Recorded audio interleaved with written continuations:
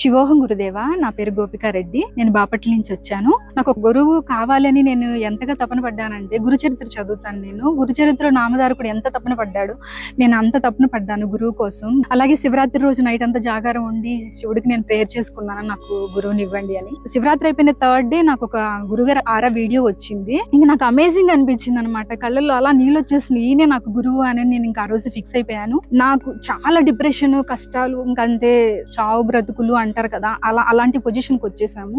ఎప్పుడు డిప్రెషన్, ఏడుస్తూనే ఉండేదాన్ని. అలాంటిది ఒక్కొక్క లెవెల్ కంప్లీట్ చేసుకుంటూ వెళ్తున్నప్పుడు నా ప్రాబ్లమ్స్ అన్ని సాల్వ్ అయిపోవడము, నాకు ఒక ధైర్యం రావడము, గురువు గారు ఉన్నారన్న నమ్మకము, ధైర్యము అది రావడం మొదలైంది. ఇంకా 5th లెవెల్లో అసలు గురుదేవులు ఎంత అంటే ఆత్మ సాక్షాత్కారము, కుండలిని విద్య, ఇవన్నీ మోక్షము, ఆధ్యాత్మికత గురించే కాకుండా ప్రాపంచిక విషయాల్లో కూడా ఎలా ఉండాలి అనేది అసలు ఎంత చక్కగా చెప్తారంటే 1వ తరగతి పిల్లాడికి కూడా అర్థమవుతుంది. ఒక అమ్మ బిడ్డలకి ఎంత గోరుముద్దలు తినిపిస్తుందో అంత సాఫ్ట్ గా అర్థమయ్యేలాగా అంత బాగా చెప్తారు గురుదేవులు. అలాగే మళ్ళీ ఇప్పుడు 5th లెవెల్ కి శ్రీశైలంలో పెట్టారు. నా జన్మ అయితే ధన్యమైంది. 5th లెవెల్ ఇక్కడ శ్రీశైలంలో 5 రోజులు ఉండి చేయడము, సాక్షాత్తు పరమేశ్వరులే నాకు గురువుగా దొరికినందుకు నేను చాలా చాలా ఆనందంగా ఉన్నాను.